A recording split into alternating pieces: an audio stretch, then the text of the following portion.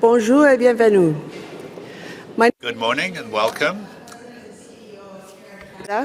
Also, I hold the second hat of being co-chair of Humanitarian Coalition. Delighted to welcome you all here today for this particular session. Humanitarian is one of the very three strong pillars of Care Canada, so it's a subject that's very near and dear to my heart in many respects. Today's plenary is going to be responding to emergencies in the most difficult places, whether we should be investing in prevention or whether we should be investing in direct action. Global humanitarian system is better organized than ever before, with capacity, expertise, technology, and coordination reaching levels that we couldn't have even imagined 30 years ago. And yet, paradoxically, the world has also never seen so many people living in extreme poverty and vulnerability to disasters. In 2014, the global humanitarian system has been faced with large-scale priority emergencies in the Philippines, Syria, Central African Republic, South Sudan, among others. And of course, the recent Ebola outbreak has been another one. The prevalence of complex and conflict-related emergencies has particularly stretched the system, and it can be argued that it's failed to respond to the needs of millions in the most vulnerable of these contexts. Access to those in need in complex emergencies seems increasingly to be blocked by threats and attacks on humanitarian workers, political and military obstruction, financial constraints, logistical obstacles, and potentially systemic limitations to the prioritization of relief in the hardest-to-reach places and to the people who need it the most. Looking ahead to the 2016 World Humanitarian Summit, this panel will discuss the progress of the humanitarian system and its limitations in responding to crises in the world's hardest-to-reach places. The panel will be confronting different points of view on how humanitarian actors can best address these challenges of the global humanitarian system, present and future, to reach the most difficult places and to do so more effectively. Our moderator today is Catherine Bragg. Dr. Bragg is a former Assistant Secretary General for Humanitarian Affairs and the Deputy Emergency Relief Coordinator in the United Nations from 2008 to 2013. As the ASG, she was the Deputy Head of the Office for the Coordination of Humanitarian Affairs, OCHA. Prior to her secondment to the UN, she spent 24 years in the Federal Public Service of Canada. During this time, her portfolios included criminal and Aboriginal justice, northern devolution, and the voluntary sector, among others. She served in 7 federal departments, including the Canadian International Development Agency. Formerly, we were still allowed to call it that. Dr. Bragg was appointed to the UN Secretary General in 2005 and served 2 terms as a member of advisory group for the UN Central Emergency Response Fund. She also served as a member of the Board of Directors of the Pearson Peacekeeping Centre and represented Canada on the Executive Committee and Executive Board of the United Nations High Commission for Refugees and the World Food Programme. In total, she has visited over 100 countries and has been involved in response to close to 30 humanitarian crises and situations. She's currently Adjunct Professor of Humanitarian Action in the Centre for Humanitarian Action, School of Agricultural and Food Science, University of College, Dublin. Dr. Bragg received her degree from University of Toronto, BSc in Psychology, University of Cambridge, Master of Philosophy Criminology, and the State University of New York at Albany, PhD in Criminal Justice. She's married and has 2 children. A Canadian, she currently resides in Toronto. We welcome her today.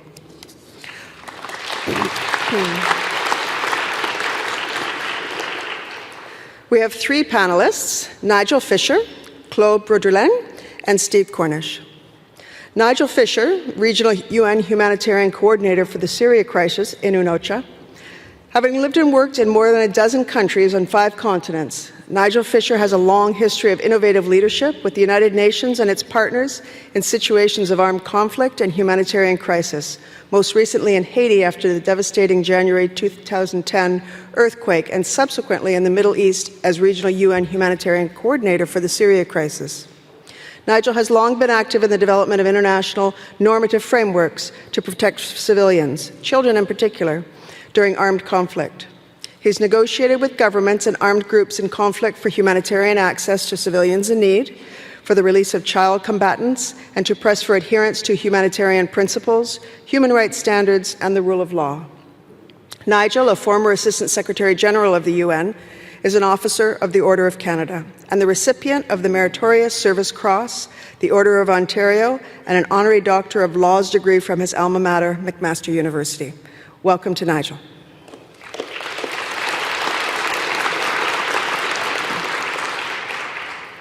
Claude Bruderlin is an adjunct lecturer on global health and senior researcher at HPCR. He also holds a faculty appointment at the Harvard Kennedy School of Government, where he teaches strategic planning and humanitarian protection. He's currently serving part-time as strategic advisor to the president of ICRC in Geneva, focusing on strategic relationships, communities of practice, and institutional development. In 2010, he co-founded the International Association of Professionals in Humanitarian Assistance and Protection and serves as its first president of the board. Previously, Mr. Bruderlin served as Special Advisor to the UN Secretary General on Humanitarian Affairs, focusing particularly on issues related to the negotiation of humanitarian access and the targeting of sanctions. He served as an expert to the UN Security Council on the humanitarian impact of sanctions in Sudan, Burundi, and Sierra Leone.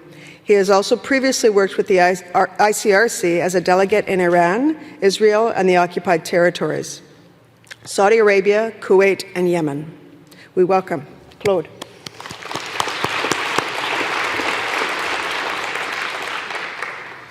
And last but certainly not least, we have with us today Stephen Cornish. Stephen Cornish began his career in experiential learning and community development projects and then moved into humanitarian assistance with Médecins Sans Frontières in 1996. Over the following 10 years, he worked in a variety of positions, eventually becoming head of mission on country programs in Africa, South America, and the Russian Federation for over 5 years. He oversaw the implementation of humanitarian medical responses in situations such as civil war, disease epidemics, natural disasters, and malnutrition crises. He's been heavily involved in negotiating humanitarian access in conflict settings and in the successful resolution of various hostage and crisis situations. In Canada, Steve served as a program manager for Latin America and for conflict response situations for the Canadian Red Cross. He was also director of an overseas programs unit and policy and advocacy advisor to the president at CARE Canada. Steve has an MA in Global Risk and Crisis Management from Sorbonne in Paris and a postgraduate diploma in conflict resolution from the University of Bradford in the UK. He now serves as Executive Director for Médecins Sans Frontières. Please welcome Steve.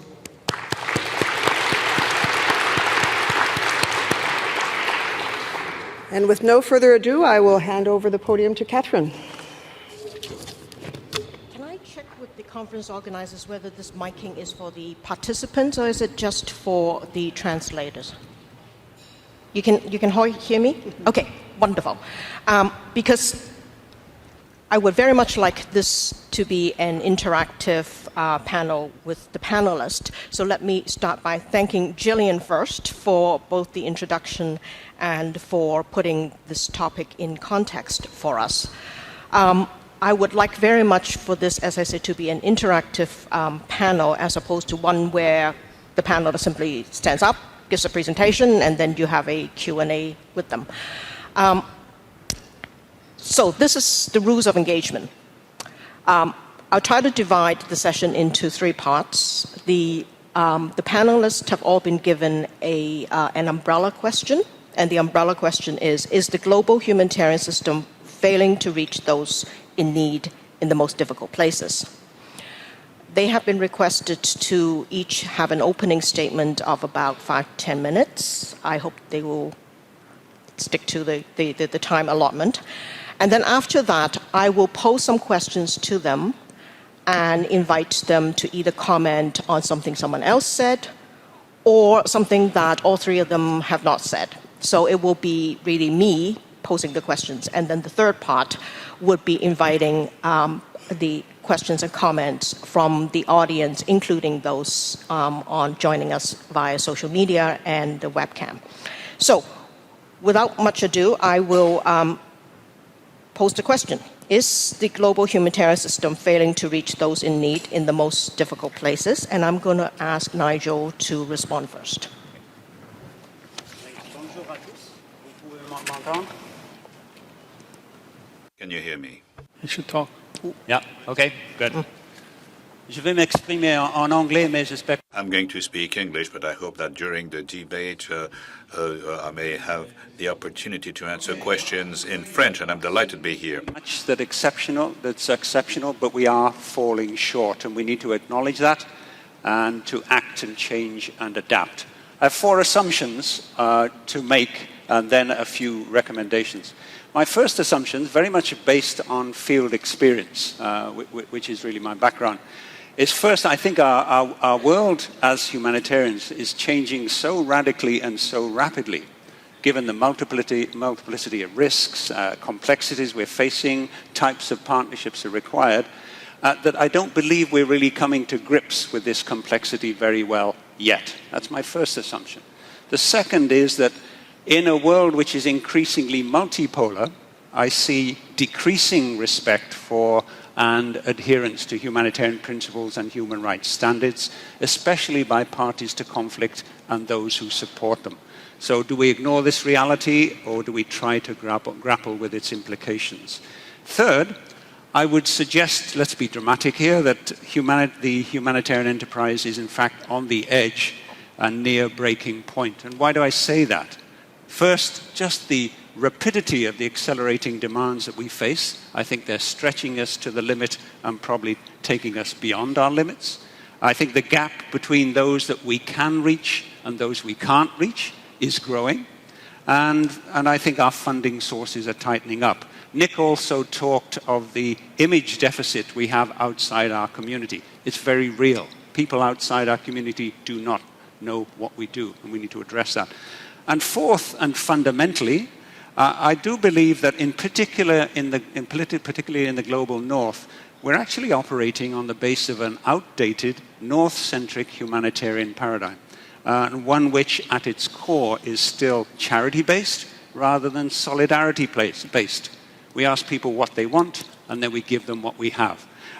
So whatever our protestations, I think we're closer to the charity than to the solidarity. Now, obviously, I'm stating a case. There are many examples where we're moving in the right direction, but as a community, I think we're not going fast enough. So we have to step outside of our comfort zone. We have to work with disciplines outside our normal humanitarian domain and come to grips with complexity in many dimensions. And at the end of it, we have to remain effective and relevant. So what do we do about it? So I have 5 suggested courses of action to start the discussion. And one is that in the face of our radically changing world, we as a community have to model the future much more systematically and factor in that increasing complexity that's been mentioned. Climate change, yes, urbanization, pandemics. But let me emphasize a couple of areas. I don't think we've really even begun to scratch the surface of technological change. Connectivity, artificial intelligence, virtual resource transfers, communications, social media. That's one big area of innovation. We're doing some, but it's just a beginning. I think what I mentioned before too, the increasing multipolarity, so many different actors who have different perspectives, the fortress mentalities that go along with them, the resulting inequities that exist. I think they're really weakening regulatory frameworks, and they're eroding humanitarian values and humanitarian principles. And I really don't think within our community that each individual organization or agency can tackle these alone. So we have to do it jointly and in common. And we have to have a shared effort in the community. And we have to reach out to other communities of practice, be they security, be they development, you name it, to help us analyze and plan for complexity.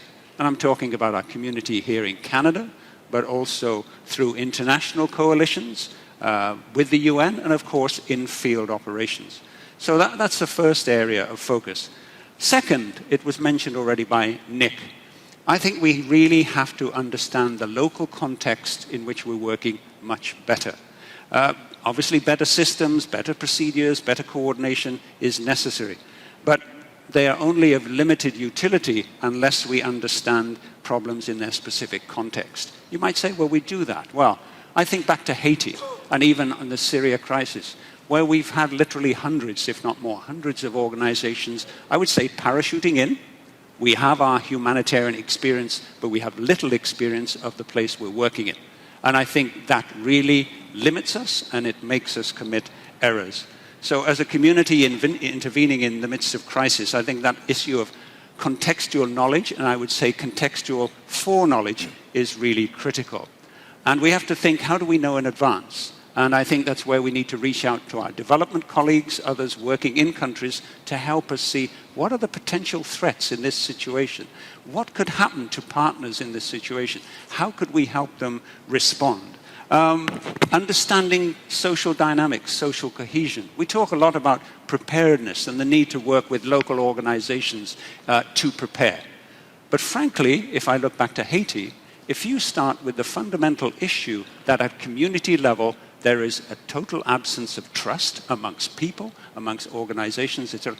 How can you create an organizational response if you don't have that basic social cohesion? And do we understand that? Who are the potential local partners, public, private, community? What do they do? How do they function? How can we support them and not displace them? And in a crisis, what might happen to them? For example, if I look at Haiti, where we were bringing in as humanitarians even bottled water. There were local companies who could have bottled water if we'd have helped them to recapitalize, help them get going again. So as humanitarians, are we interacting with development banks, with insurers, to look at ways that we can provide resources to local partners to do what we're doing? So we're supporting them and not displacing them. And again, how do we amass that knowledge? We have to reach out beyond our humanitarian mindset to interact with people in the security domain, development, governance. Often, obviously, bad governance is a direct factor in developing crises. Again, I think we have to do it collectively. We don't have the resources, the time to do it as individual agencies. If I put my UN hat on, I really think this is something where we should be going to the UN Development Programme, the UN Resident Coordinator, and say the UN Resident Coordinator and the country team working pre-crisis have to foresee crisis and have to look at these issues. Who are the partners? How can we work with them? So if I delve, with my third point, if I delve further into the partnership issue, the issue of solidarity and the world of partnerships, I really think there needs to be, for many of us, a sea change in how we function as supporters and how we support affected people, local actors and national capacities. What Nick called the localizing of the response. Affected people. We say so much about how we interact, how we ask people what they want, how we involve people in evaluation of their own situation. But as I said before, my impression from experience is often we say, what do you want? Listen, and then we give them what we have.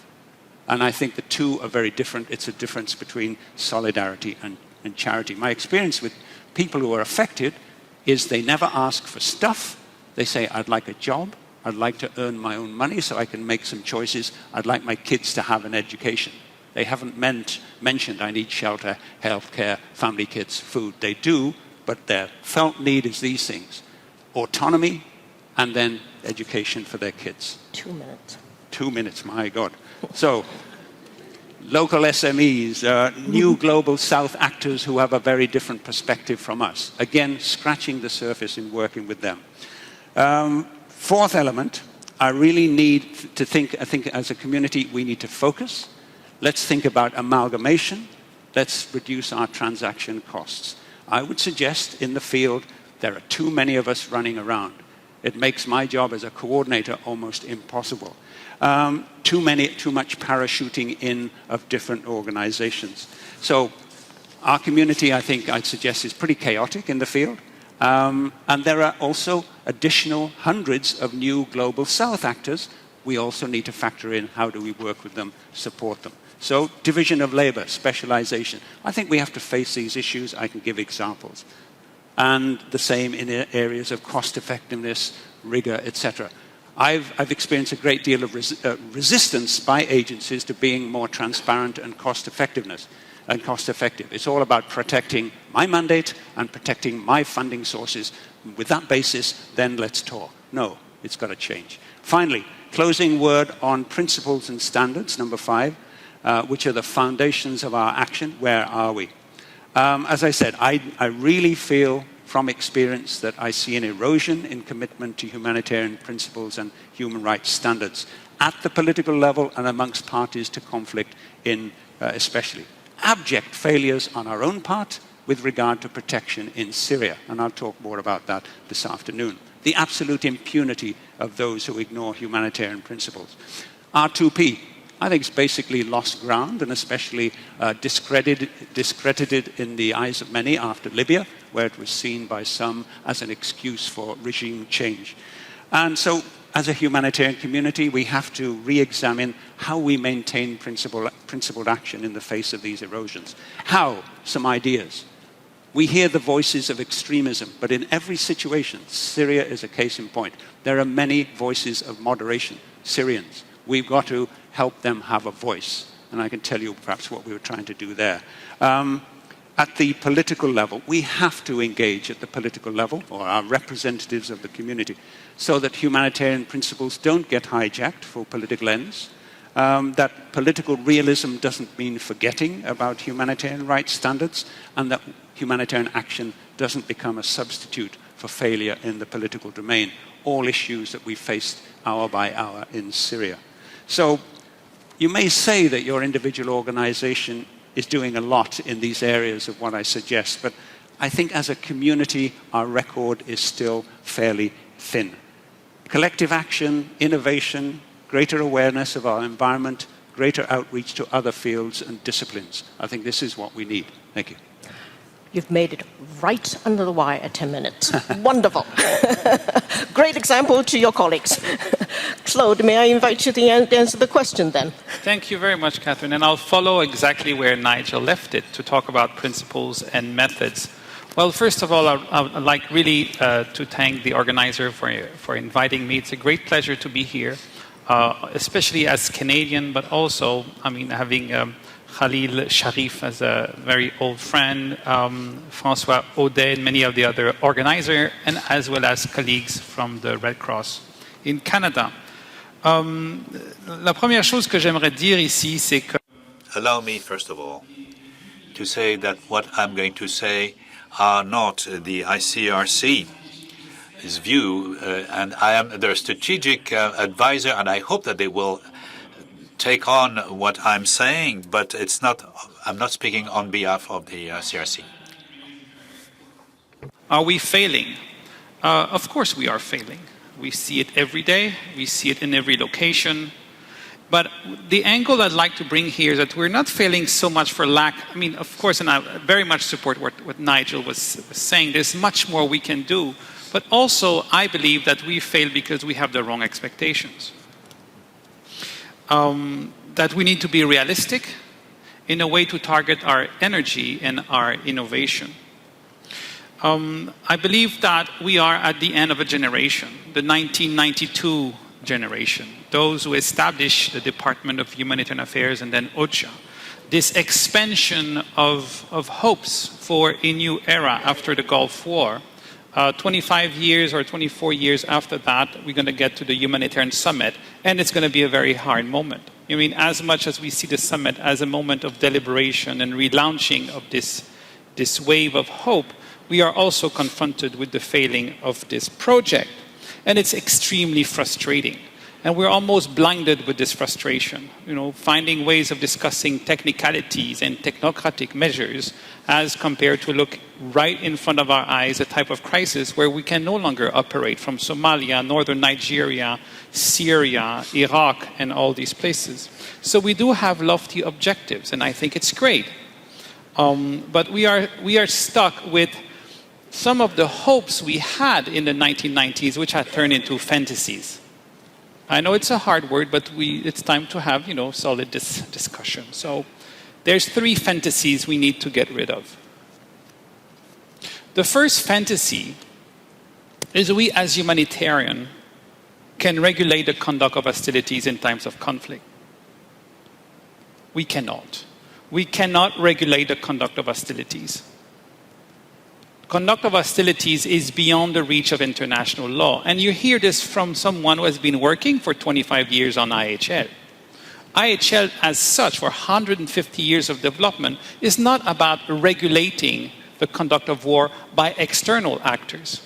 It's by providing a legal framework for actors of the conflict to regulate themselves. This is essentially what Article 3 is saying, which is the basic norm. But with our projects of building international criminal justice, by building the Security Council authority on the conduct of hostilities, by building the capacity and the hope of R2P, we sort of start to believe into our capacity to regulate conflict, which is simply not the case, and it's not going to happen anytime soon. Therefore, we have to see that the legal framework available to us, IHL, is fundamentally different than human rights. Human rights is about regulating the relationship between people and states. IHL is for the regulation of armed conflict between belligerents. And it's thanks to the belligerent willingness that we have to promote and stimulate and foster and encourage their willingness to implement IHL that we can hopefully maybe get a bit of order in the battlefield. The second fantasy that we carry on is that while we believe we can regulate the armed conflict, what about ending it? What about going to the causes of the conflict as part of the humanitarian agenda? How to transform societies in addressing the causes of conflict in terms of role of women, protection of children, shape of communities, etc., constitutional right. And I take, for example, the 6-point plan that was at the basis of international intervention in Syria, which mixed development, human rights, constitutional changes, and humanitarian access. And no wonder humanitarian access is perceived as being politicized in Syria. So we actually cannot address the causes of conflict without taking part to the conflict. And of course, it's an evidence, but we really need to think seriously about this. How can we believe as humanitarian addressing the causes of conflict while remaining neutral to the conflict? And the third fantasy we need to, let go, and I know it's going to be very hard, okay, is that we can gain access to victims without the consent of the parties. Of course we cannot. And as much we've been, building this sense of right of access and right of the victims to receive assistance and mobilize the Security Council for months about cross-border operations, every truck entering Syria requires the consent of the government. We'll talk about that. At a high cost if we don't have that consent. Is it direct consent? Is it, postponed consent, deferred consent? Is it balancing that truck at the cross line or that truck at the cross border? Consent of the parties in every conflict situation is required to operate. And if we're sending people with the notion that, one, they can access to vulnerable group without the consent of the parties, two, address the causes of the conflict, and ultimately regulate the conduct of hostilities, well, it's a great disservice for the next generation. And we're coming back to the basics. Okay? Of course, we need an international community that wants to govern conflict, bring an end to hostilities, but this is a political mission.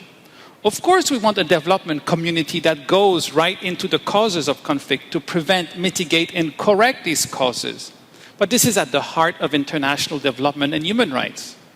But as far as humanitarian action is concerned, and when I'm saying humanitarian, it is in a traditional 150 years old ICRC Red Cross vision. That's why I'm here, right?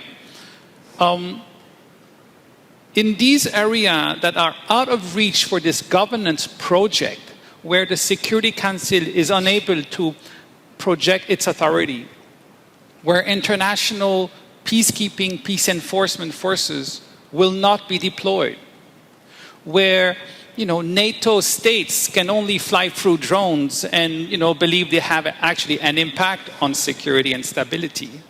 Okay. for these situations where we have to operate, consent of the parties is essential. And building from there, principles, humanitarian principles, are the core assets of what humanitarians have to operate. And there has been discussion looking at, neutrality. Is neutrality still a required principle to operate? Well, actually, I think neutrality and independence are the two fundamental principles to be able to operate in situations like, Anbar province, in Syria, and Somalia. Otherwise, you need to have a serious body armor. You need to have security guards, and you need to have few drones running around you as you want to operate. You're no longer into a humanitarian operations. You're into a political security stabilization operations, which is fine. But the confusion that we bring to the table by mixing these agenda is the one of our own frustration, of this generation, of this life we have spent since 1992, trying to build a global governance system that will go from relief to development to human rights to peace and security. But with every international order, there are areas of disorder. And these areas of disorder is where we want the humanitarian to be there. So it's essential... 30 seconds left. Yeah, it's essential that we maintain the right expectations, the right understanding about the tools and methods that we have, and that we provide the space to these humanitarians, the hardcore emergency response beyond the front line of Nigeria, Mali, Chad, Libya, Gaza, Afghanistan, and so on, to give them the opportunity to operate according to the core essential humanitarian principle that we have cherished for 150 years. Thank you. Thank you very much. Wonderful. Everybody's keeping to time.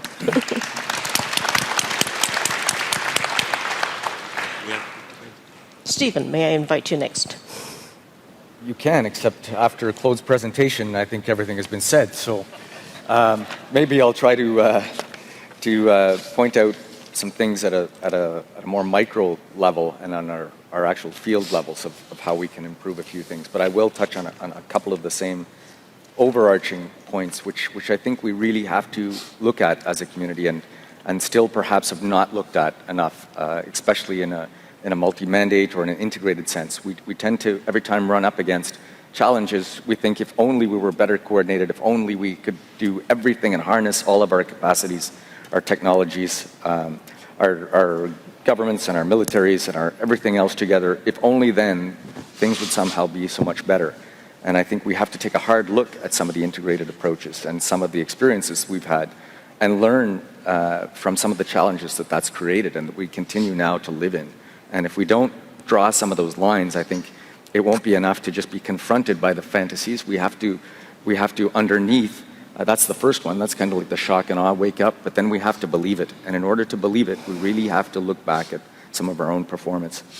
I mean, for me, this topic, it's quite clear that there's no question that as a global humanitarian system, we have been failing and lethally so to the populations that are dependent upon us.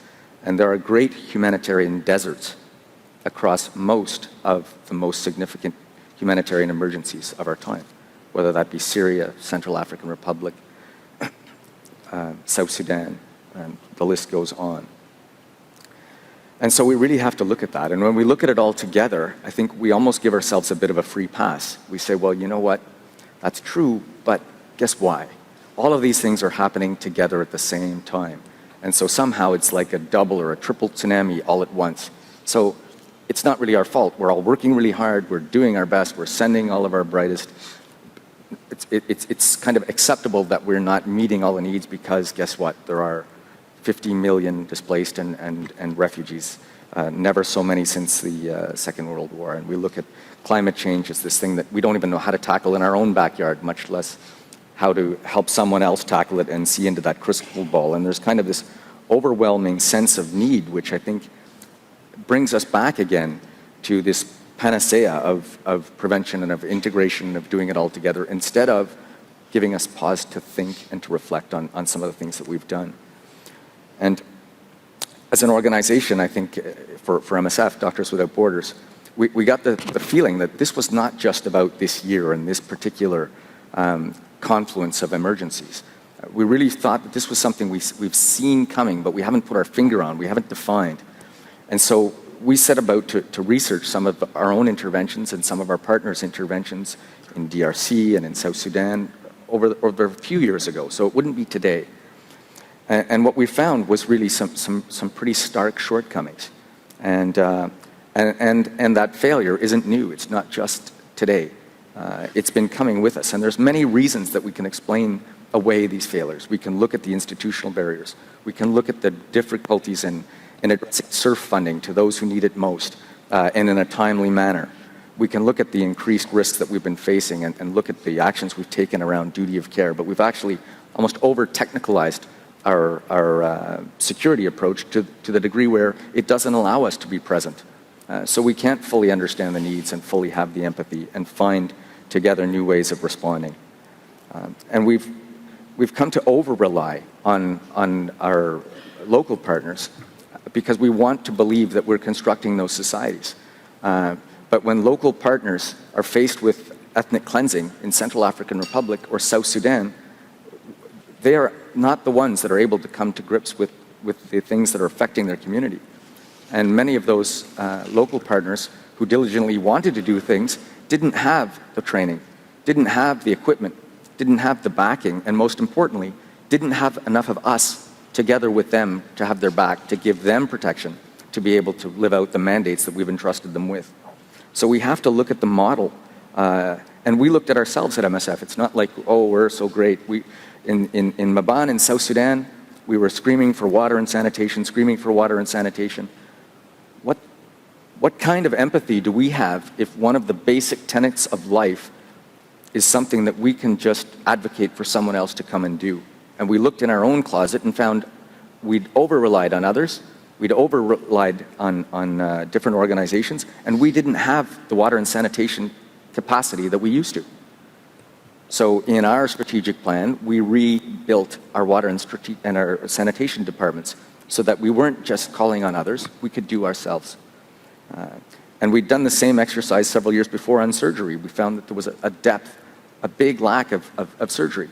The ICRC, who used to do so much of it, was doing more training. Many of the local hospitals no longer had the capacity. And again, we looked in the closet and we're like, wow, we have a technical problem here. It's not only that there's not enough surge capacity because of the way we want to work, but many of us have suffered in lowering our technical capacities in the response to emergency. And we need to look at that and look at it hard. And I don't think there's a better picture of all this coming together than Central African Republic. And you've got your integrated approach already in Central African Republic. You have all the UN's best, you have the AU and the French forces, you have the NGOs, you had the money. When the situation was coming, we looked away and didn't want to deal with it. And when it did come and the response was there, we found it too insecure in the interior to work. And so we have our excuses, but you go to the airport camp in Mpoko, the most filmed, photographed place of all the displaced sitting under the wings of the planes. And 2 months in, 100,000 people, you have 1 liter per person per day. Latrines and showers, great local business, all done by the displaced themselves and selling access to them to their neighbors because nobody bothered to get around to that. And a distinct lack of food, a distinct lack of shelter. There was no shortage of money. The airport was the most secure place in the whole country. Everybody toured it and took pictures. So I'd say it's not only technical, it's not only surge, it's not only not having integration. What on earth happened to our empathy as humanitarians if we can go in and out of that situation and not get so enraged and not lose it enough to fix it?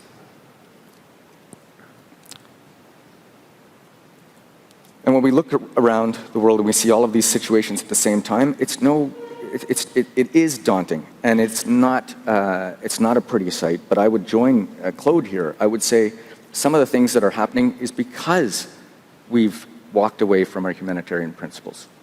Not that our humanitarian principles are the ones in the way of that.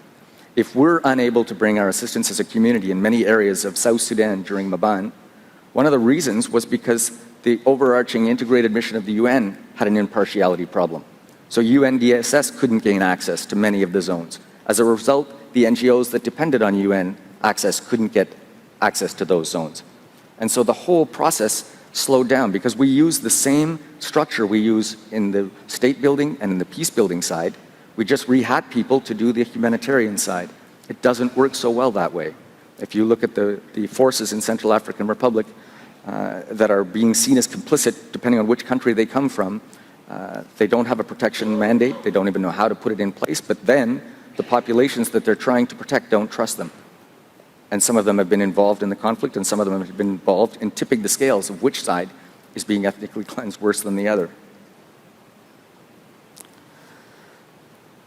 So coming back to this prevention side, I think that we're a little bit in fear of coming towards the World Humanitarian Summit. If we've now decided the best thing we can do is to package it all up and prevent everything, could we have prevented Ebola? Would we have prevented the earthquake in Haiti? I'm not so sure. So what are some of the things we can do? Because now I have 2 minutes, so I'm going to skip a whole lot. But I'm going to think about a few things that we can do. The budgets for the UN agencies and for this whole industry have gone up. They are now in the multi-billion dollars. And every time they expect not to have the whole budget. But when it comes to delivering of assistance, even though we've used technology, we're doing local purchase, we're doing cash transfers by telephone, the prices of the missions don't come down. How is that? There's no economy of scale. Billions and billions, no economy of scale, but yet we'll cut off 1.7 million people from food aid in Syria. If it was any of our organizations or an independent business that couldn't do all of its job, it would have cut down some of its own operating costs. It would have lowered its overhead costs when it was talking for billions of dollars. Lower the overhead, make some cuts, and keep the mission on track. I think we have to revisit, as Claude said, the humanitarian life-saving needs. We have packaged everything together from development, recovery, governance, and we've expanded ODA. So inside those budgets is also security. I think we have to go back to the basics and have a minimalist approach, not a maximalist approach. We might have to revisit Maslow's pyramid of needs. We have to unpack the UN Stay and Deliver for the conference. That's going to be very important. We have to take a big hard look at healthcare in danger and all of these risks and the reasons why we got there. Part of it was because of being integrated. And the last thing is we truly have to reestablish our independence and our neutrality if we're going to truly be present. We have to be able to take risks. We have to be able to be present.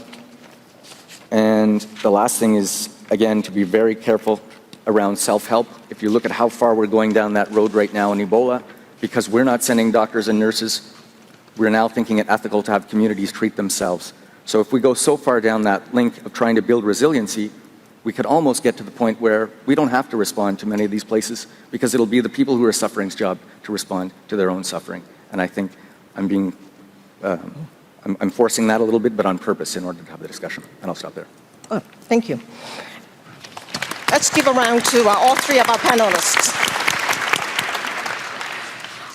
Well, you gentlemen certainly have made my job very easy to try to come up with questions to pose to you because I can think of at least about 30 at the moment, but unfortunately we don't have time for all of that.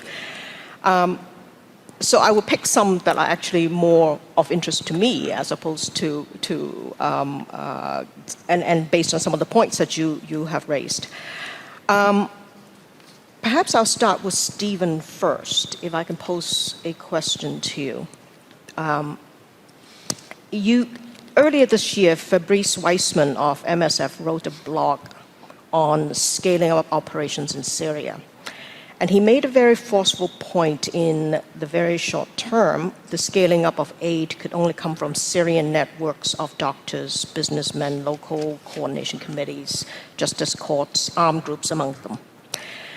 And he acknowledged that the contribution of Syrian diaspora groups having contributed much more to medical services than all of MSF sections combined. So he advocated for the support of these Syrian diaspora networks, even if it meant aid diversion and strengthening of political networks. The reason why I'm posing you the question, I could easily have posed that to Nigel as well, based on what you have said there, in terms of and I guess everybody has said the importance of the humanitarian principles. But I think we're faced with a very interesting construction of a new humanitarian paradigm if we want to include more local actors, and localizing humanitarian action is one of the emerging issues out of the 7 that Nick talked about earlier. If we want to include more local actors, and we know that to reach those in the most difficult places, chances are the local groups have more access than the agencies of the international system. Syria in this situation or Fabrice actually just described. But the humanitarian principles may not mean much to these local groups. So in including more local actors, particularly in hard-to-reach places, if we were following what Fabrice has said, we will need to readjust our principles so that we could assert the humanitarian imperatives. So that's a rather interesting situation we found ourselves in. Would you like to comment on what you think the new humanitarian paradigm will look like if it comes to localizing humanitarian action and inclusion of more local actors? I think I'd start by painting the picture of why somebody got frustrated enough to get to that point. And the why is because we were participating in a charade, basically, where all of the assistance that was allowed into Syria had to go through a UN network and the Red Cross network, and was then dictated by one of the parties to the conflict as what assistance was allowed to reach the other side and when. And it became incredibly frustrating.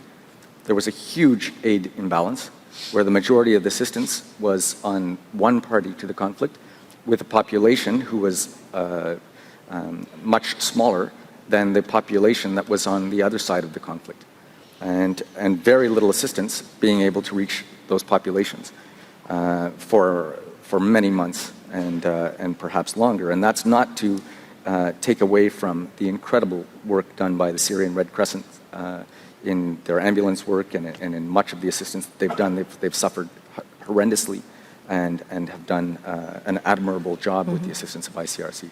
But it is to point out the absurdity of our system that, for various reasons, could not agree not to have to work in that confines at this time when they had a program that was anti-regime that they were supporting.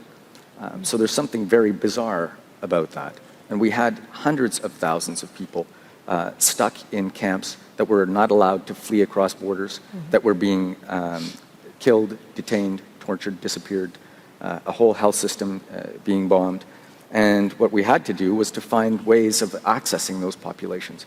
And when in such situations, you do adjust your principles. You adjust your principles in order to meet the life-saving needs of the populations who are in a humanitarian desert. And therefore, you don't become non-neutral yourself, but you find as many channels as you can and be as creative as you can to be able to respond to the needs. And we opened up surgeries in a chicken farm and in a basement. And many people couldn't even find them in the basement. So there were folks that would drive right by and others who could gain access. So it's very imperfect. We were able to help a very small amount of people, but we were also able to bring back the voices of those people and to expose their suffering and to put in front of their responsibilities the governments of the world and the UN and others to take a very hard look at what it meant to, in this case, have to go through one party to the conflict in order to reach the other.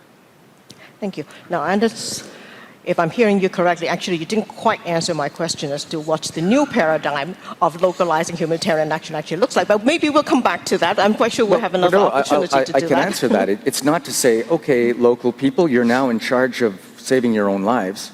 It was, in many cases, it was putting some of these networks more at risk if we were to follow them through the countryside into the country. So what we did was, instead of going on every trip, we would go on every third or fifth trip. Instead of bringing our apparatus to those networks, we would bring those networks to surrounding countries and we would train them. And then we would send them back. So it's not about you just do your thing and you're on your own. And when some of those networks were subject to a chemical attack, not only did we supply them with medicines, we also gave them voice.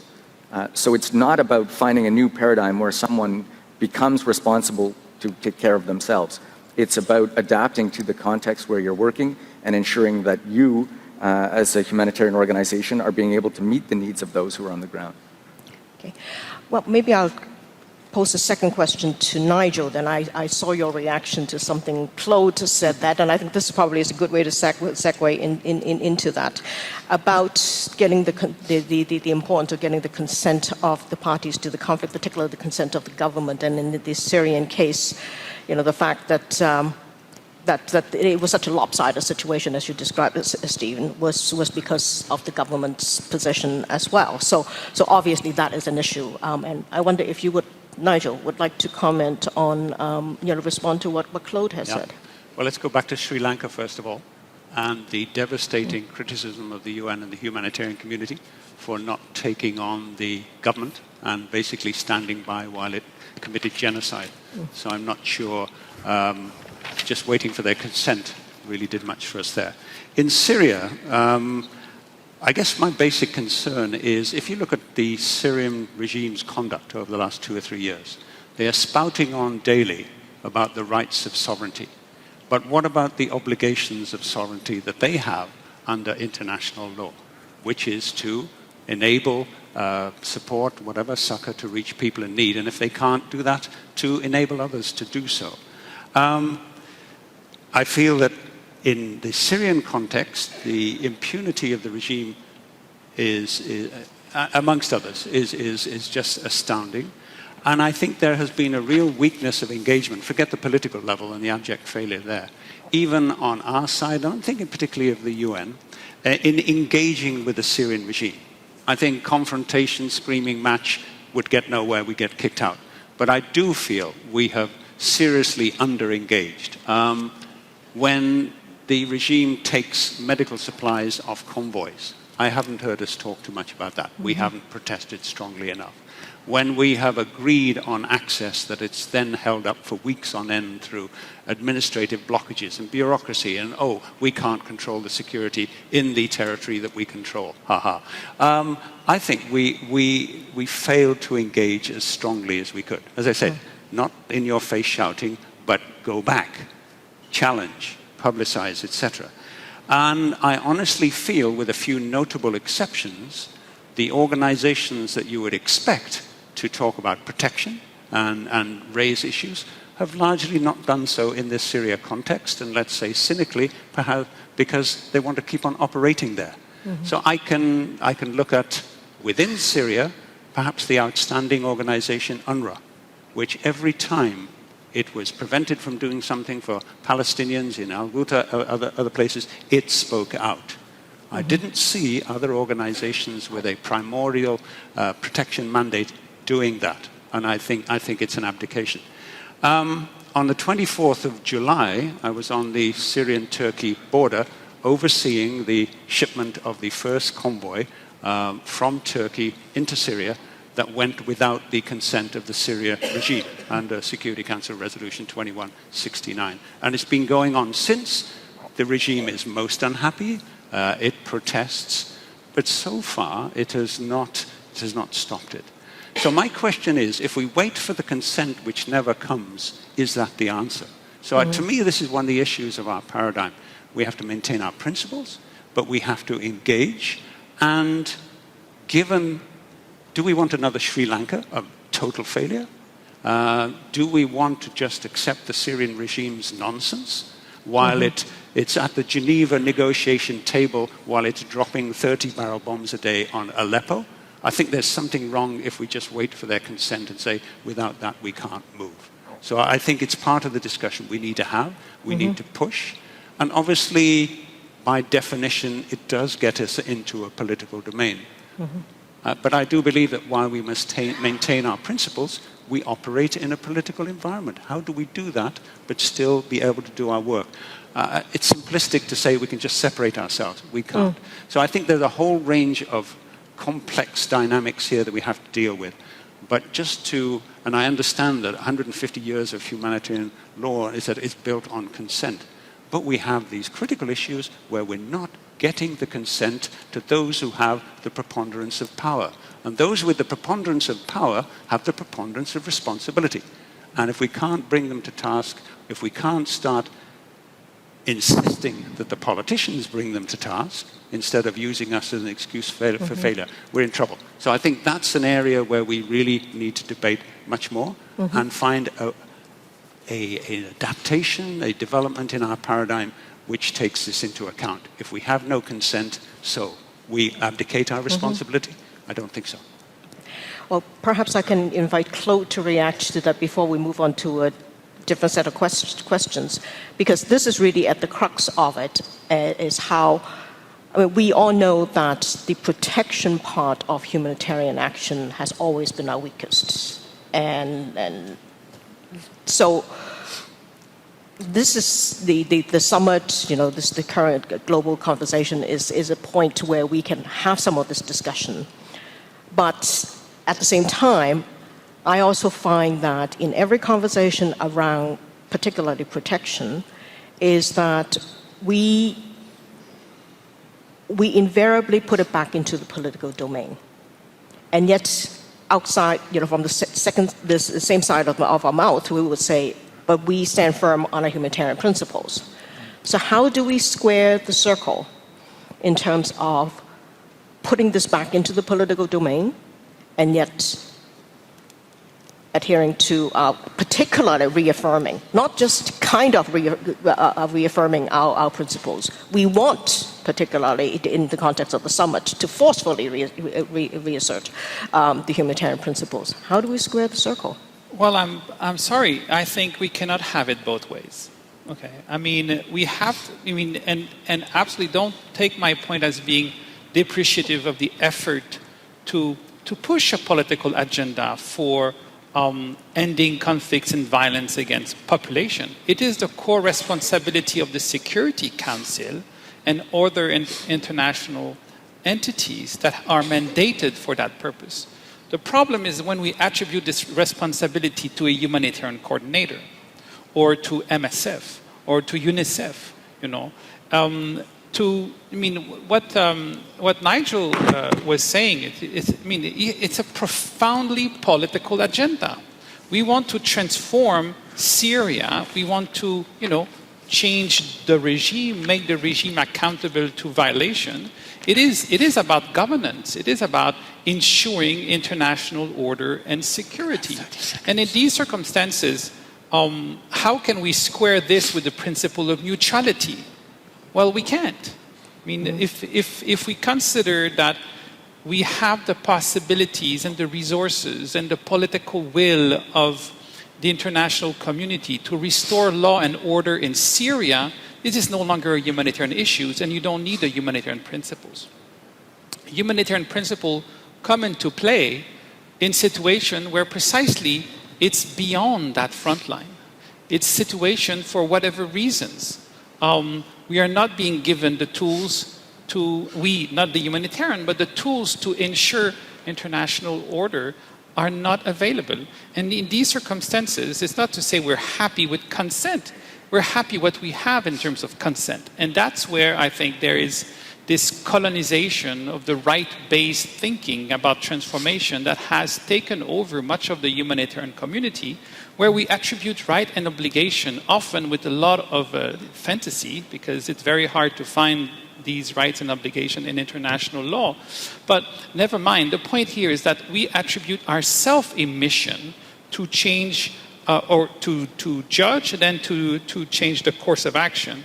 Essentially, we have to see in some very specific situation, we need to see if we're going to privilege access through negotiation, which means an ability to now engage in a totally different way that Nigel was talking about. Not engage to tell them how wrong they are, but engage to understand their predicament and try to see within their political vision where we can draw humanitarian sentiment and empathy. Maybe there isn't. Understand me well. There are situations of genocide and other violations which are beyond the reach of humanitarians. We're not, utopian here. There are situations, it is an R2P case, But we play against the situation if we pretend that through our humanitarian tools and methods and coordination and agenda, we can supplement the absence of a proper R2P system. Stephen first, and then Nigel. Can you keep it to 30 seconds? Because Yeah, I do want to ask one last question of you. Yeah, I would just go further and suggest that this whole three-block warfare, this whole of government approach, that's the type of approach that if you're going to have R2P, you'll need to have. It also is going to have to start to follow just war theory if you want to have right authority, if you want to have proportionality. We're going in now with the protection idea to protect people from 20,000 feet. You can't protect people from 20,000 feet on a bombing run. That is not the essence of R2P. And the first part of R2P is about governments, domestic governments being responsible for that protection. It's not about this intervention from outside. And that squarely has to fall within the community of nations. The community of nations and governments have to hold other governments to account to a set of norms and a way that they want to see the world to be. But all we can argue here is that as part of that endeavor, you cannot put humanitarianism inside it in order to help it. Because once you do that, the humanitarians won't be able to play their role. Once you do that, the humanitarians will be politicized. And when the project fails, or when anything else happens, those humanitarians will no longer be there, and they will no longer be able to respond next door either, because you'll have stripped away that very important neutrality and impartiality and independence that is the fundament for being able to work everywhere else. So it's just about putting each thing in its box. Nigel? I think as a humanitarian coordinator, I have to stand for principle, but I have to engage at the political level. I'll engage with the devil if I have to, if it makes a difference for people. I think you have to do that. I'm not expecting all humanitarians to do that, but as a coordinator, you have to do. I believe in the principle of engagement. You stand for principle, but you engage with all parties to the conflict. May I add, from working from Turkey, our people have got so far about agreements with about 30 armed groups that they will not interfere with the transport of supplies, humanitarian goods. So that discussion goes on. But I feel in the Syrian context, and I look back to Sri Lanka, with the history of manipulation that the regime has been able to develop between the agencies, divide the agencies, we cannot say without their consent we cannot act. Then to me we are abdicating our responsibility to the people we're supposed to help. Now, I know there are many grey areas, but I think we need to push this further, the issue of consent. How do we do it without putting people in danger?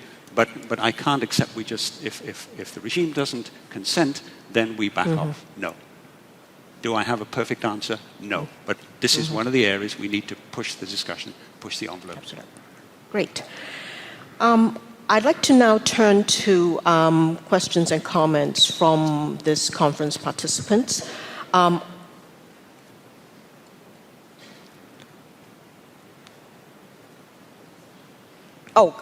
I can still have a few more minutes. Is that what my timekeepers are saying? Oh, wonderful. Okay. Well, then I'll ask one last question then. Stephen, you were very forceful in saying that you really didn't like the idea of self-help. I don't think, I would support turning a whole humanitarian paradigm towards one of self-help. And if I can recall for people that the topic for this session actually started out as, should we invest in prevention or more direct action? And I asked for the title change because it really is a false dichotomy. And it's no different than asking whether we need to have a medical system that focuses on illnesses or a health system that focuses on lifestyle and illnesses or illness prevention. So, the fact is, as in medicine and health, we need both, and one is intrinsically linked to the other, but one is not the same as the other. And so if I can use the medicine health analogy again to pose this question, one of the evolutions in the health and medical system of the last half century in Canada is that we had gone from a medical personnel focused system to a more patient-focused center. Now, within our humanitarian world, we talk a lot about accountability to affected people. I think most of you would agree with me that we actually don't really know what the hell we're talking about when we use that phrase. And whatever it means, we aren't doing it very well. So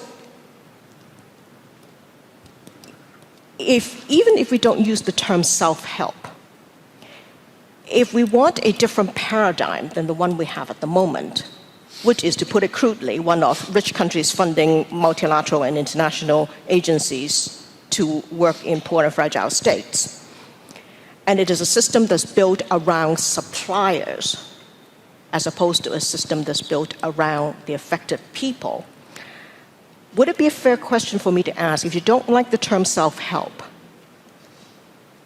how do we get the system to be not supplier-focused and supplier-centric and more people-centric? How do you build a system?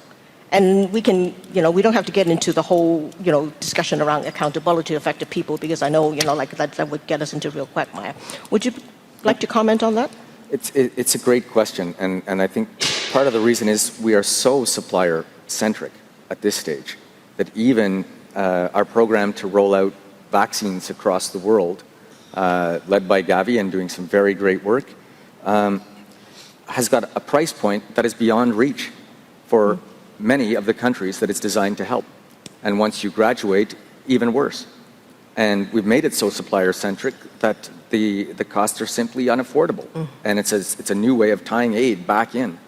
If we go towards really looking at the people we want to assist in their needs, there's a lot of work that can be done. Much of it has to be done by governments. If you look at kind of the Bolsa Familial programs run in Latin America, there's many ways to truly build resiliency. What I'm against is real resiliency becoming a buzzword. And we do a lot of this type of prevention work. And one of the biggest challenges is in nutrition, where we're trying to still roll out a food product that doesn't have lipid base to people that are chronically malnourished. And we don't do it because that product will then cost too much. But if we don't include lipid base in the food, in the CBS that we're feeding people around the world, we build no resiliency into their own bodies. So the next hunger gap, they're sick again. And with a little bit of the difference, instead of just feeding them basically our grains, if we feed them some grains and some protein, there's a 20% reduction in stunting. There's a 50% reduction in deaths, mortality under 5, in the subsequent year. And we don't do it because our system is supplier-centered and because of how the funds stack up. So we have to really start looking at things with the empathy, with what is going to make true resiliency, not buzzword resiliency of you're going to be the fire people yourself, but we won't give you a truck. And by the way, there's no hookup to the water system. And I guess what we're just arguing for is we're very concerned with the World Summit that we're going to go too far. It's not that it's not great to have a sprinkler system, and not great even if you could have fire retardant houses that don't even burn down. All for it. The problem is you don't cut off in your angle, you don't cut off the fire department at the same time. And what we're doing with what we're very fearful of is we're adding and adding more things onto the agenda post-215. When we're already sitting here talking about perhaps there are too many things in some of the agenda. We've stretched it too far. And so if we try to do even more rather than a bit less and do it well, and try to have the wrong actors do the wrong thing, that's where we're having some concern. Claude, you said you want to react. Yeah, and I'd like to build on this analogy with health, and I very much agree with him that we need to see how to strengthen the health response capacity. Particularly the ICRC is undertaking a number of programs of first aid training, for example, even of the fighters themselves, but certainly of the community affected. It's trying to build a sense of responsibility for the protection of health workers, and with this Healthcare in Danger campaign. And these are very, very important issues. And beyond the point of resilience is to say, how can we assist responders in providing their response, knowing, however, that putting them on the front line put them also in danger. So it's a very important point. Yes, to localization of capacity, but with the understanding that this capacity may be targeted. No. Okay. Nigel? DRC 1994. Goma, Bukavu, Beni, Bunia. In all of these places, there were local organizations who were basically keeping community service running in a total vacuum of governance. Women's groups, church groups, local groups running pharmacies, even taking on predators. There are always groups there. Syria, we've just finished working with a series of diaspora groups, local councils, local NGOs, community groups, to see how we can help them more, because they're so frustrated. Because if they're working with the international community, it's as contractors, not as partners. And they want to continue working even in the most difficult situations. The challenges we face, we have to register them, they have to be recognized, we have to look at anti-terrorism legislation. If they're weak, let's not use that as an excuse. How do we build their capacity? Administrative, financial management. It's usually not technical. So again, there is a proposition there. I hope it's coming to the Canadian government and others to support that. If I look at Haiti, the same thing. DFID funded my office to do analysis for a couple of years of small and medium enterprises. What can they provide that we are currently providing as international communities? So each case is unique. Some are more difficult than others, some impossible, but I feel there are always local actors we can work with. We don't have to compromise the humanitarian paradigm, our humanitarian principles, to enable people to help themselves. Great, thank you. Okay, I think the timekeepers are telling me that I can now move on to the participants' comments and questions, and including those that are joining us on social media and the webcam. There are no questions at the moment from the webcam or from Twitter, so I will ask if there are any comments or questions from this gathering. Yes, please. And when you post your question and comments, may I ask you to, first of all, use the mic, because the interpreters will need to be able to hear you. And secondly, can you please identify yourself and your affiliation, if you have any? Is it on? Yeah, it's on. Yes. I can hear me. My name is Dr. Hafiz Jamal. I'm a critical care physician with a background in ecological approaches to health and development. And I think that your last question was fantastic about the supply-based drive behind humanitarian aid. You did, however, use a patient-centered versus supply-centered and health over medicine-centered analogy, which I think is a little inaccurate. Just in our experience in Canada, and I've been a physician for 11 years in this country, we are not patient-centered and we are not health-centered, because that requires resilience and patience. And health, if you look at the Ottawa Charter, is defined as the ability of a person, thanks for lowering that, is the ability of a person to make changes to his or her own environment to suit his or her own needs. And that requires education, it requires financial stability, and none of those things are available to the majority of the population in Canada. And of course, as we know, those things are not available to the globe. So the question that you ask of moving from a supply-based model to a dependence model, or to a demand-based model or a people-based model, is an uphill battle. Uphill like the wall in the Game of Thrones. Because there's a huge financial and educational and social infrastructure and governance and civil society distribution issue. There's a maldistribution. And if we're going to talk about that change, then we need to think of it in that context. That would be my contribution to this conversation. Thank you. Yes, please.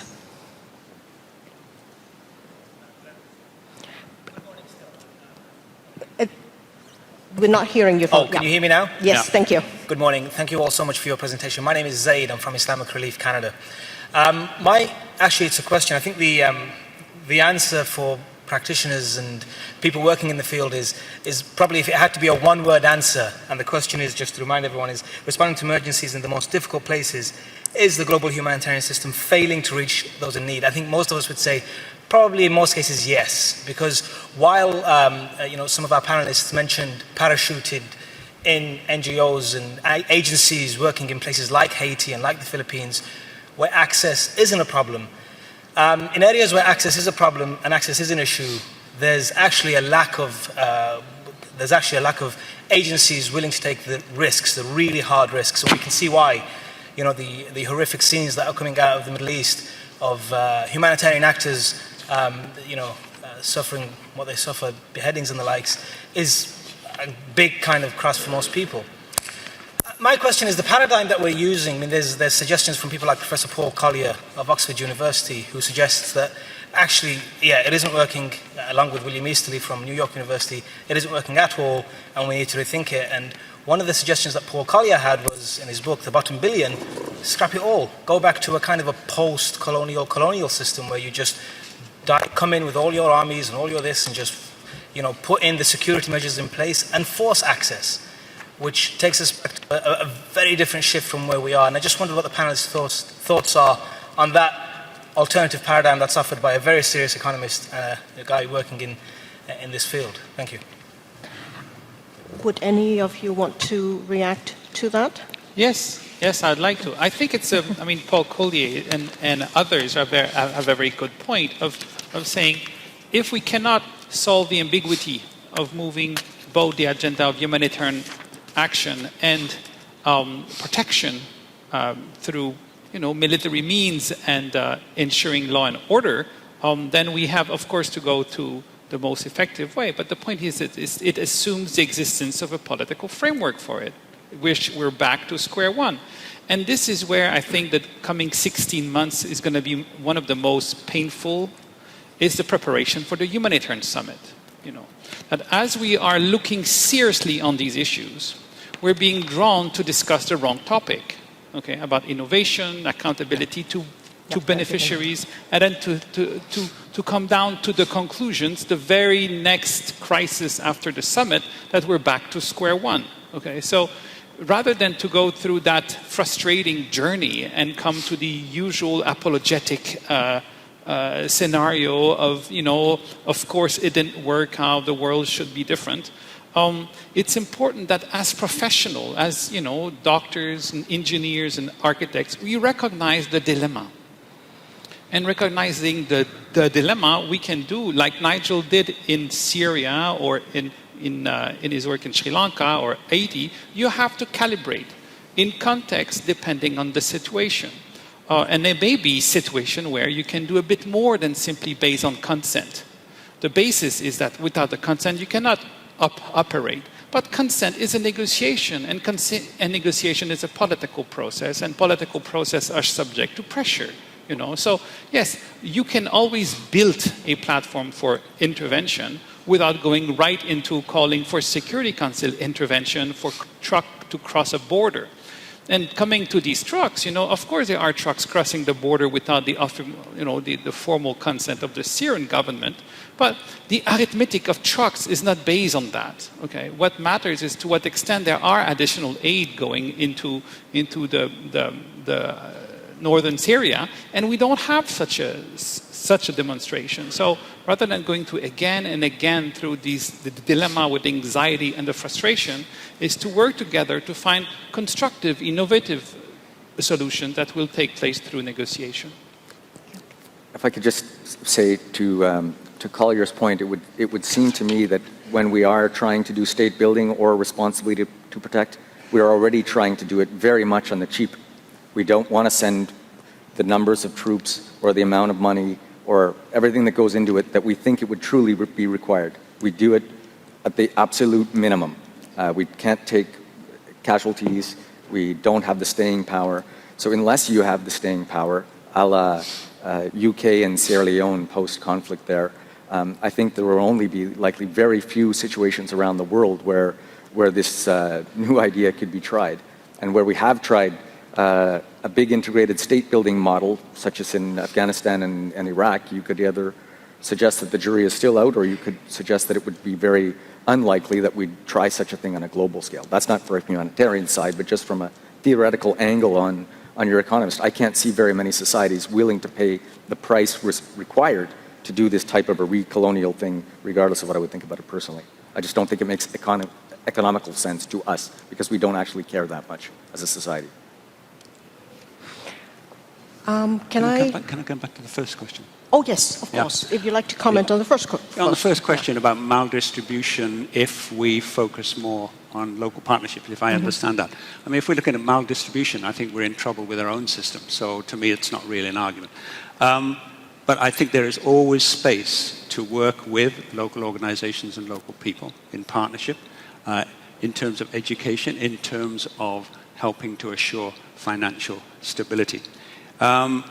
There is space to get cash into the local economy, even in the worst situations. And that cash going through a local organization, through a local council, recirculates into the local economy. I said before, people would much prefer to work than getting a handout. And I think there are often possibilities to do that in the most difficult situations. But what I do have difficulty with, let's take Haiti. Most of the healthcare is provided by the private sector, therefore out of range of people most in need. So what happens in the Haiti situation after the earthquake? Do we look, well, how can we set up an insurance system where we can provide guaranteed funding to healthcare providers, but they can provide healthcare free to those in need? Did we do that? No. What there was a massive influx of external healthcare. What you saw was actually some of those local health providers collapsing after a few months because nobody was coming to their healthcare areas. Now, so that's the issue.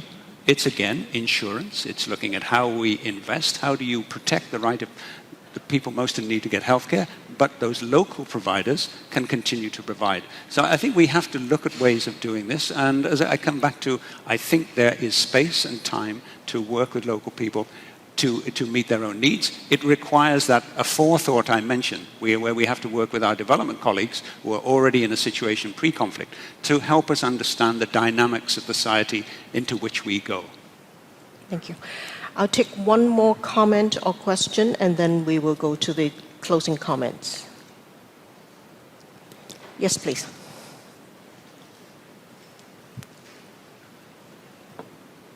Hi there, Mark Bailey from the Hague Institute, a think tank in the Netherlands. I just wanted to pick up on the points about consent and also on multipolarism. I was struck this summer by the fact that weeks after the Security Council debated overriding consent of the Syrian government to deliver aid into Syria, the Russian government sent its own convoy of humanitarian aid to Ukraine, also deeming that that was an illegitimate government not recognized by the Russian Federation and that it had the right to deliver humanitarian aid too. The question attached to that would be, if we encourage the overriding consent by actors that we deem legitimate, what risk is there that others follow suit in ways that we don't deem appropriate? And attached to that, connected to the point about multipolarism, is this an example of the losses that we might see as this post-1992 system, as it was termed, begins to erode? But are there also advantages that we can claim as global power shifts and as other actors come into humanitarian space? Anyone want to react to that? Yeah, please. I think what I meant by multipolarity is there is erosion of consensus around established norms. There are more and more parties who are going around them. That's one. On the issue of who is we to encourage this issue of consent or not, and again, I don't think the we, if I look at the Syria situation, the we was not the humanitarian community, it was the Security Council. Okay, that will set up its own range of dynamics. But there was that umbrella of, let's say, UN approval. And Syria is a member of the United Nations and very concerned about its role, place, status, image in the UN. So we have to think through this process of consent. It's not us humanitarians taking on the responsibility for deciding that. There's some kind of umbrella in that situation. Is it a good umbrella? Is it the right umbrella? Is it an adequate umbrella? Again, to discuss. But again, it's an example where it was possible to, through the global body, to override that issue of consent in this case. How will it work out? Let's see. Anyone else? Yeah, if I can quickly add, I think Nigel get it right, but this issue of negotiation and consent, we need to see we have various tools and methods. ICRC function through confidential negotiation, which allow building trust, at least some trust between the parties. Other use is much more public advocacy type of pressure. We need to see that these are complementary and not self-defeating. And in some ways, if we could, I mean, one of my hope is if we could get the vocabulary right, okay? Because when we see statements that, oh, humanitarian action shouldn't be neutral anymore, or we have many principles which could be applied to so many fields, I mean, we're dealing with extremely harsh and challenging situations, and we should not tie the hands of the humanitarians going into them by having discourse and narrative about the political nature of humanitarian action. Great. I think we have now run out of time. I would like to bring the session to close by inviting our panelists to have the last word, particularly in terms of any thoughts that they want to be carried to the World Humanitarian Summit consultation process. I'm going to start it in reverse order, since I think Stephen probably felt that, being the last one in the opening statements, that he got a bit shortchanged. So I'm going to let you lead off with what you think should be the last word out of this panel. Well, I'll say three things, and I think the first is I don't want people to misunderstand. It's not local actors are the first responders in any emergency. We've seen that in the Philippines. We've seen that in Haiti. And anything that we can do to strengthen their capacities in many settings is remarkable and worthy. The difficulty is in leaving them to handle what we're not handling, and to be transferring risk to them in the places we will no longer go, to be leaving them without the proper equipment and training, and to not be accompanying them when things do go wrong. They cannot be the answer in ethnic cleansing, and they can't be the answer in Ebola all by themselves. And my worry is that we'll end up going too far. So that's why I've really cemented that post.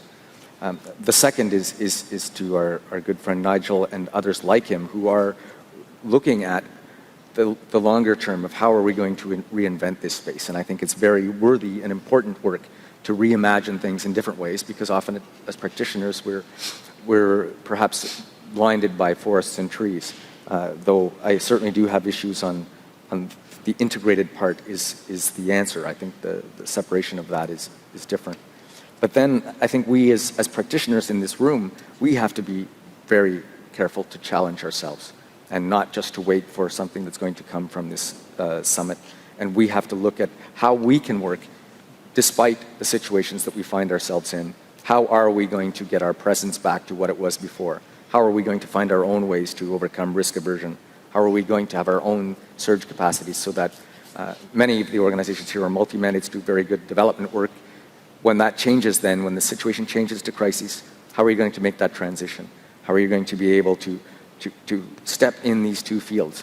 And understanding truly that IHL gives us the keys to the door for these special humanitarian situations. Those keys aren't the same keys for asking for ability to enter in development. And my big worry from a lot of this comes from what we saw in Afghanistan, where at one stage things were going very well in the capital and the surroundings.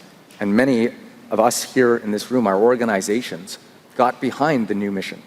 And we encouraged the expansion of NATO to the rest of Afghanistan because that was going to help bring education and rights and protection and many things. And for a while it was working in the ANDS and schools opening and many things.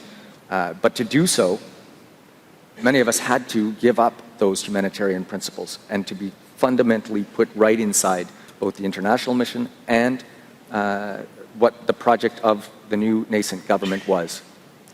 And as that has rolled back to this day now, when the money is gone, when the international community is leaving, there are many provinces where most of us cannot go and where most of us were before all of this. And so I think we have to be very careful about our maximalist approach. And we have to look at, in those types of situations, certainly a much more minimalist approach, which would be very different in other countries where we can have things in a different way. But we can't try to have it all and just continue and not learn any lessons. So I hope we learn lessons. I hope we'll bring a more minimalist view to the World Humanitarian Summit. We're not done with the original MDGs. There's a lot of work yet to be done on the original MDGs. Adding a whole bunch more is probably not going to help us get somewhere. It's going to dissipate.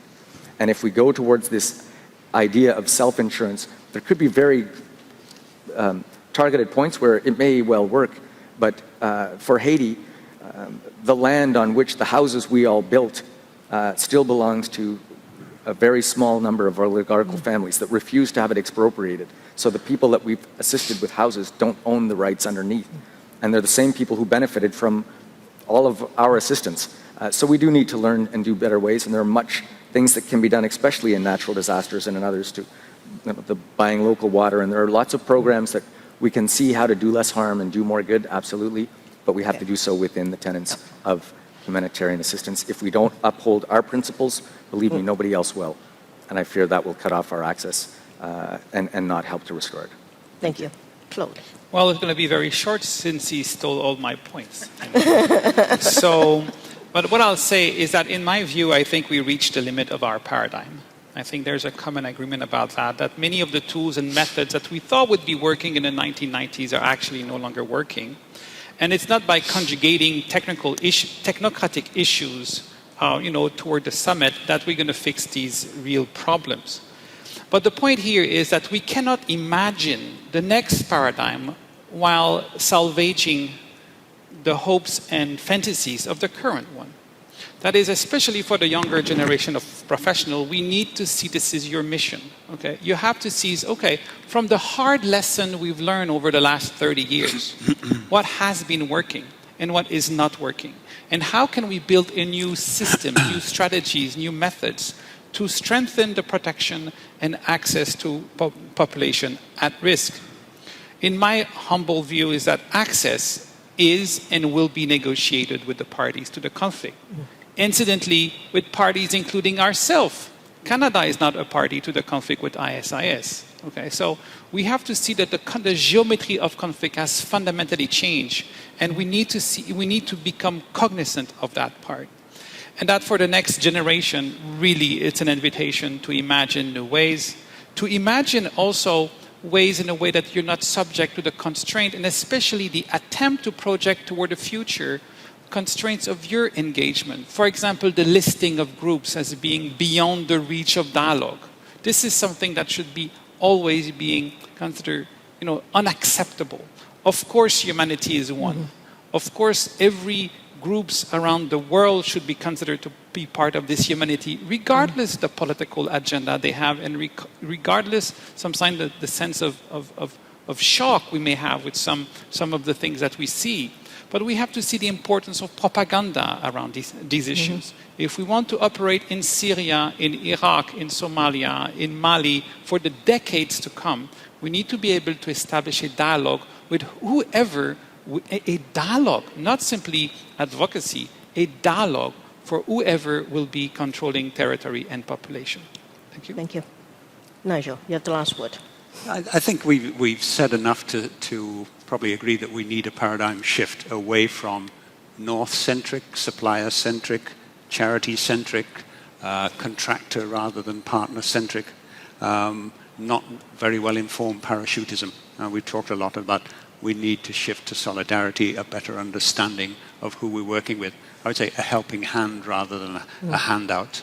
I'd like to re-emphasize, as we look at this, I don't think any organization should try and do it on its own. We need to do it as a community, especially when we're trying to come to grips with the complexity we're facing, its implications, when we're trying to deal with local contexts, how does that change how we work? We need to open up to others outside our domain, as I say, working in the development domain, governance domains, security domain, to help us do that. And the last point, I think, we haven't really focused on our costs and efficiencies and focus next, but I think even if we weren't changing the paradigm, we'd still have to focus on that. And lastly, coming back to the principles, obviously we need a lot more discussion. I do agree with many elements of what Claude says. You need dialogue. We need to open up access on a basis of principle. But what do we do when one of the parties is absolutely refusing? And I think we need to explore that. Thank you. Well, this now brings our panel to a close, and I'd like to invite you all to join me in a round of applause for our panelists who has contributed so much. Thank you.